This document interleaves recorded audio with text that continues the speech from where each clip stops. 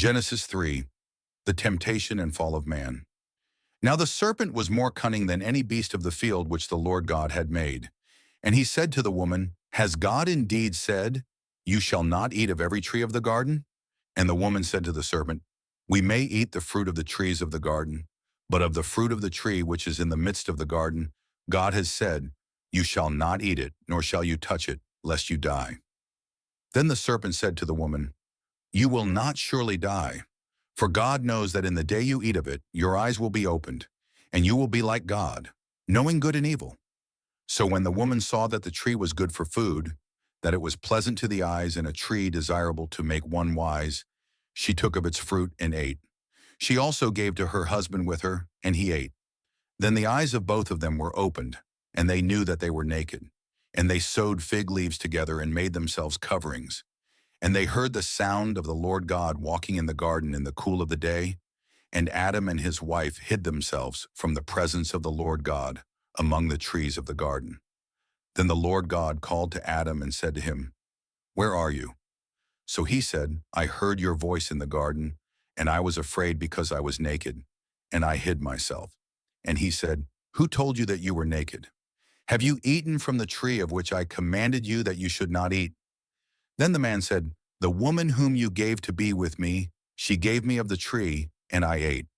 And the Lord God said to the woman, What is this you have done? The woman said, The serpent deceived me, and I ate. So the Lord God said to the serpent, Because you have done this, you are cursed more than all cattle, and more than every beast of the field. On your belly you shall go, and you shall eat dust all the days of your life. And I will put enmity between you and the woman, and between your seed and her seed. He shall bruise your head, and you shall bruise his heel. To the woman he said, I will greatly multiply your sorrow and your conception. In pain you shall bring forth children. Your desire shall be for your husband, and he shall rule over you. Then to Adam he said, Because you have heeded the voice of your wife, and have eaten from the tree of which I commanded you, saying, You shall not eat of it. Cursed is the ground for your sake. In toil you shall eat of it all the days of your life. Both thorns and thistles it shall bring forth for you, and you shall eat the herb of the field.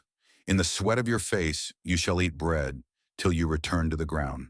For out of it you were taken, for dust you are, and to dust you shall return. And Adam called his wife's name Eve, because she was the mother of all living. Also for Adam and his wife the Lord God made tunics of skin, and clothed them. Then the Lord God said, Behold, the man has become like one of us to know good and evil. And now, lest he put out his hand, and take also of the tree of life, and eat and live forever. Therefore the Lord God sent him out of the Garden of Eden to till the ground from which he was taken. So he drove out the man, and he placed cherubim at the east of the Garden of Eden, and a flaming sword which turned every way to guard the way to the tree of life.